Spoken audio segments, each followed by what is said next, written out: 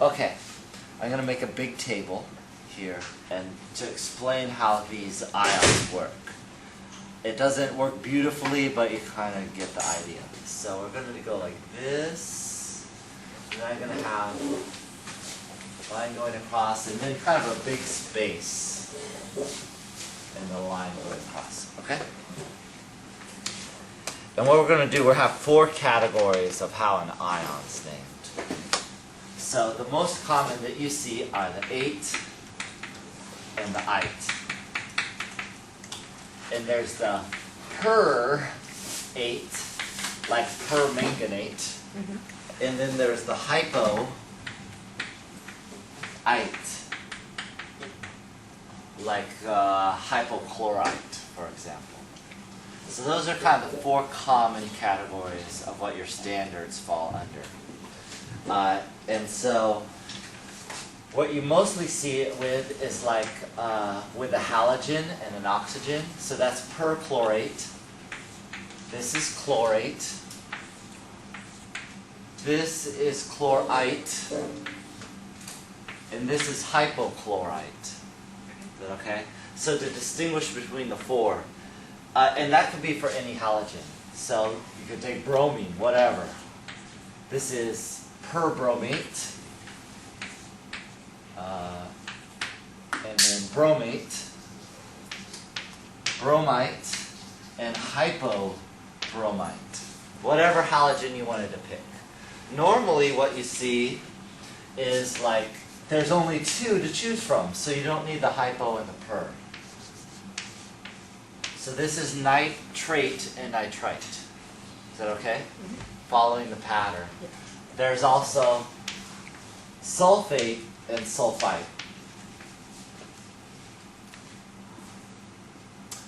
There's carbonate. Some of them, like carbonate, only has 1. There's no real equivalent. And occasionally when there is something else, it might not follow this exact pattern, but just for ease, they might call something a carbonite. Okay? And you're going to see that with permanganate. There's other ones that we never go into, but that's kind of the top one, the fully oxidized one. Let's see. There's just a couple others that you might see, like phosphate.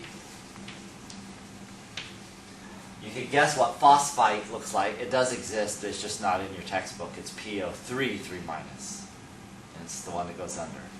So you kind of get the pattern. Other ones that follow this, like oxalate, C2O4, 2 minus. Chromate, CrO4, 2 minus, or dichromate, CR2O7, 2 minus. Those just are all in the top category. We're not giving you all the rest. Okay. So, now most common, we're in the 8 and the ite category. There's also some others, like phosphate. If you add a hydrogen to it, it's called hydrogen phosphate ion. Or if there's 2 hydrogens, it's called dihydrogen phosphate ion. And that changes the charge, right?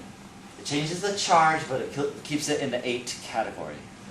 And you have to have the ion part of it in the name because it has charge on it? Anything with a charge better have the last name ion, or you definitely messed up something.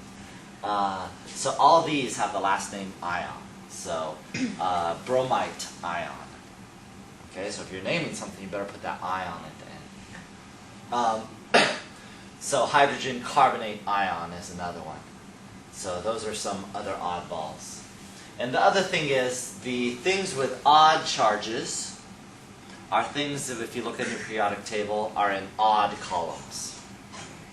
The things with even charges, which are really just these 2 here, are in even columns. So sulfur, carbon, they're in an even column on the periodic table, where nitrogen and the halogens are all in odd columns. So that's kind of a mnemonic to remember what the charge is. Is that okay? Thank you, yeah.